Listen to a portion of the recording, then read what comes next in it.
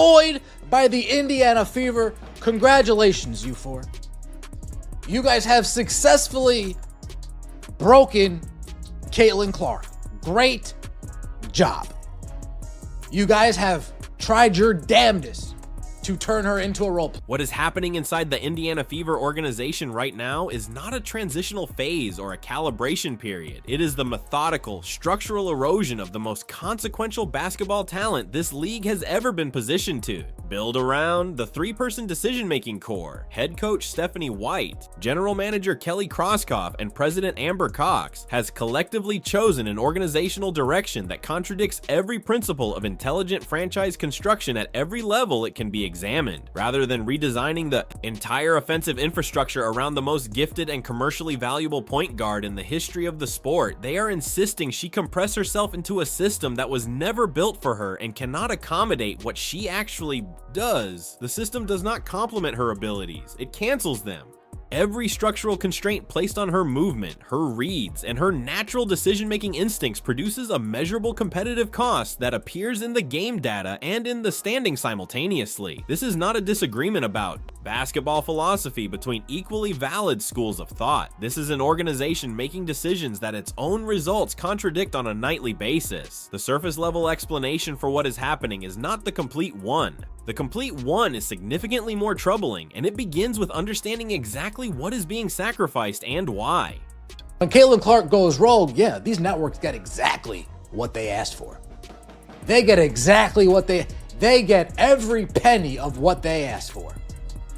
But when she doesn't go rogue, when she plays within the system, when she gets subbed out 3 minutes into the game, and then plays for a few minutes, then subbed out again, and then plays for a few minutes, then subbed out again. The network executives who negotiated landmark broadcasting agreements with the WNBA did not commit those resources to air a product where the league's most electrifying player is removed from the floor before the opening quarter reaches its midpoint. Those deals were constructed around a specific and documented commercial reality. The range shooting that defies conventional spacing logic. The passes that arrive at destinations the defense has not yet identified. The full court acceleration and decision making that transforms an ordinary possession into something a casual viewer stops scrolling to watch. The connection between her style of play and audience. Engagement is not a marketing assumption. It is a verified, repeatable pattern that the ratings data confirms every single time she is given the floor and the freedom to use it. What the current coaching approach delivers to those broadcast partners instead is a contained, restricted, visually diminished version of the product they agreed to air. One that systematically removes the qualities that drove the commercial interest that funded the rights fees in the first place. The sideline imagery of her in those moments is not just an internal organizational problem, it is a breach of the implicit commercial agreement between this franchise and the broadcast infrastructure that has invested in what she represents. Network partners do not sign 9-figure agreements and then quietly accept a substituted product. The discrepancy between what was sold and what is being delivered is visible, it is growing, and the people responsible for those investments are tracking it with increasing dissatisfaction. Once you get rid of those four and you get rid of your stooge of an agent, Aaron Kane,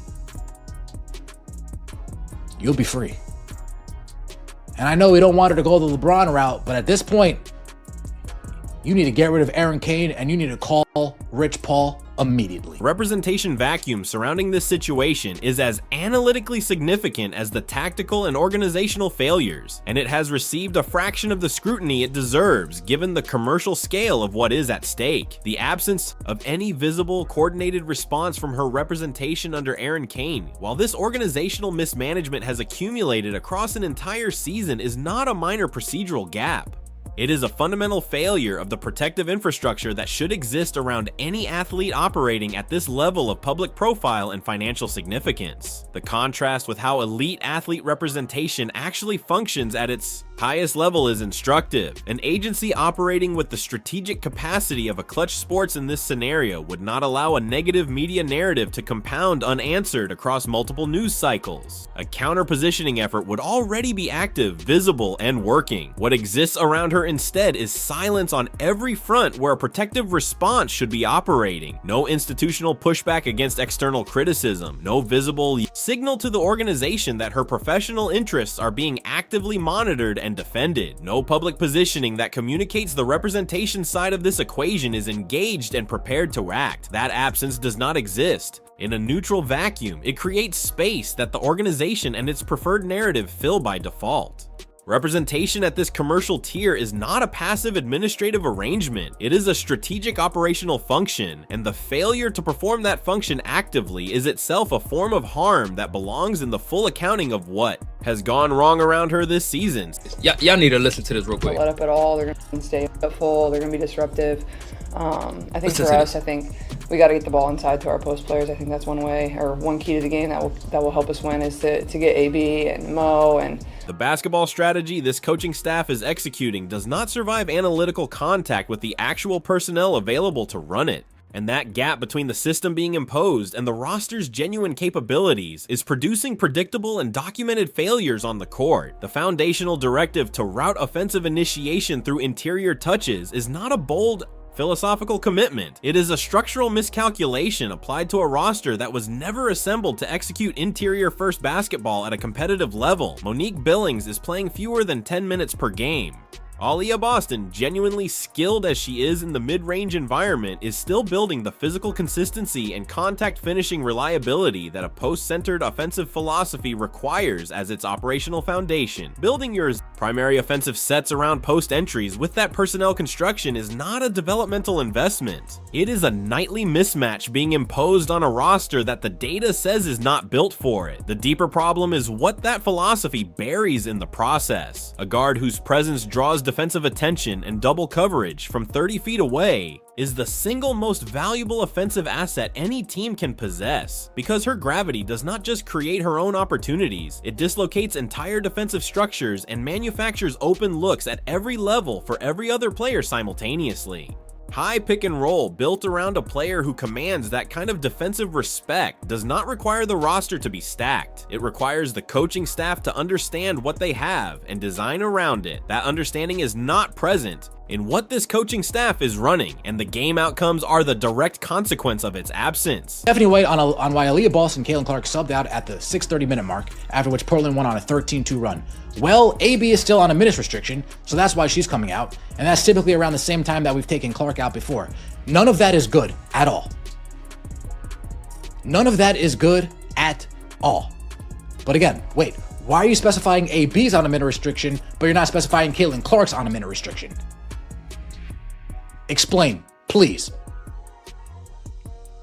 We did it in Golden State because, quite honestly, we didn't want Raven in that environment without another ball handler on the floor, but that's been our typical substitution pattern. The public justifications offered for the rotation decisions that have defined this season do not withstand scrutiny at the statistical level, the logical level, or the competitive outcome level, and the accumulation of those failures across a full season of games has made the gap between the stated rationale and the documented reality impossible to credibly bridge. The minute restriction explanation for Boston's substitution carries enough surface logic to function as a press conference answer. What it categorically fails to address is why the team's primary offensive initiator is consistently pulled from the floor at the identical 6:30 mark in a sequence that has now repeated itself across multiple games and multiple competitive contexts. Coincidental. Timing does not recur with that precision across a body of work. Recurring precision reflects a deliberate philosophy, and that philosophy deserves to be named and examined rather than packaged as routine roster management. The developmental reasoning exposed by the Golden State game reference carries even more damaging implications for how this coaching staff understands its core function.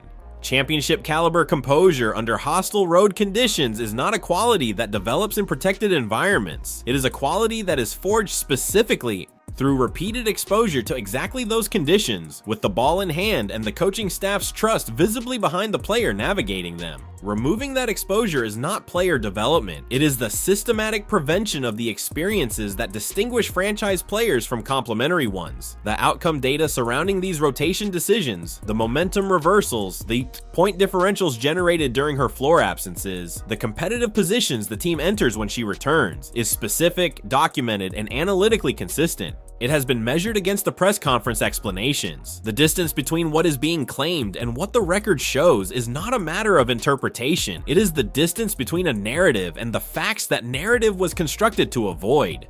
Terrible analogy, but I'm gonna use it anyway. Folks, you mow your lawn. What do you do before you mow your lawn? You start your engine. And what do? You let that engine warm up, because it needs to warm up. Aaliyah Boston, Caitlin Clark, they're your engines. You gotta start that engine, let them warm up.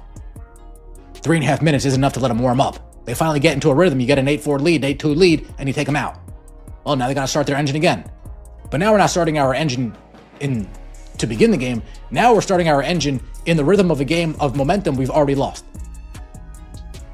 This is coaching malpractice. The full dimensions of what is occurring inside the Indiana Fever organization resist easy categorization precisely because the modern professional sports landscape has not produced a situation that combines these specific variables at this specific scale before.